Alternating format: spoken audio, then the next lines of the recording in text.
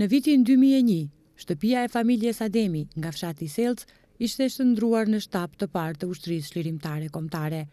Shtëpia e tij ishte bërë konak ku edhe filloi organizimi për luftën. Këtij organizimi i printe kryefamiljari Ilyas Ademi, që në mesin e shokëve njihej me nofkën Lala Ilyas.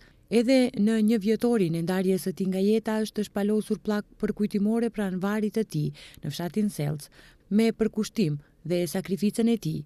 Ai jo vetëm që kontribuoi personalisht, por dhe frymëzoi shumë të ri të bashkoheshin radhave të ushtrisë çlirimtare kombëtare, u tha gjatë ceremonisë së shpalosjes së pllakës përkujtimore. Duhet patjetër të kthehem pak në fillimin e luftës së 2001-shit. Dhe kur kthehesh në fillim nuk mund ta anashkalosh apo të mos flasish për Bacin Ilyas, ku për herë të parë ne u vendosëm në shtëpinë e tij, dhe atë shtëpi e shndruam në shtap me pëlqimin, po jo vetëm me pëlqimin, por edhe me pjesëmarrjen direkte të Bacit Ilyas. Para se të vinim këtu, një natë kemi qëndruar në Veshall me datë 11 mars, pastaj me 12 mars jemi vendosur tek shtëpia e Bacit Ilyas, ku jo vetëm Baci Ilyas, po e gjithë fshati Selc me njëherë u solidarizu, kapën të gjithë rrugët e tyre për mal, kapën të gjithë rrugët e tyre për të angazhu në rast të ushtrisë çlirimtare kombëtare, dhe një mobilizim i tillë nuk është pa në asnjë vend tjetër kado që kemi shkuar. Po shpalosim përkujtimin dhe përkujtimoren Lajlazit, një qerek shekulli Lajlazi në asnjë moment, në asnjë takim nuk hapte çështjet e tij personale apo familjare. Gjithmonë në çdo takim ngritte çështje të përgjithshme si për Selcën, si për Tetovën, si për shqiptarët.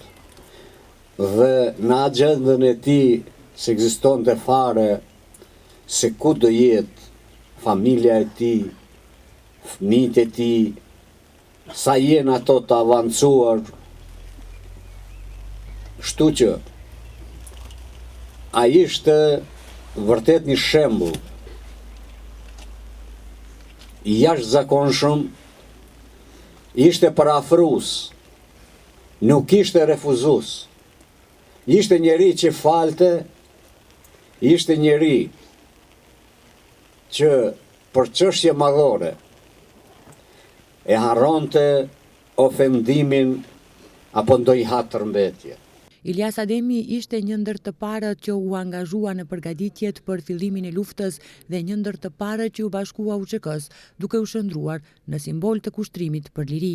Fliste pak, por punonte shumë. E gjithë jeta e tij ishte në shërbim të së mirës, së përbashkët edhe të çështjes kombëtare. Ishte atëvetar i devotshëm, mikpritës dhe zemërgjër.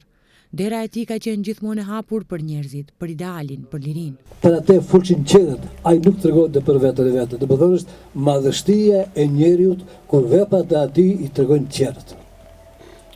Ilyasin që ne e njohim edhe qerët si Lala Ilyas, apo testani të Livadhi i Birgut, e ka njoftë edhe gjithë bjeshkatarët tjerë, duke u nisur nga Shqipëria, Kosova, edhe gjithë malorët e bjeshkatarët e tokave shqiptare këtu në Maqedoni.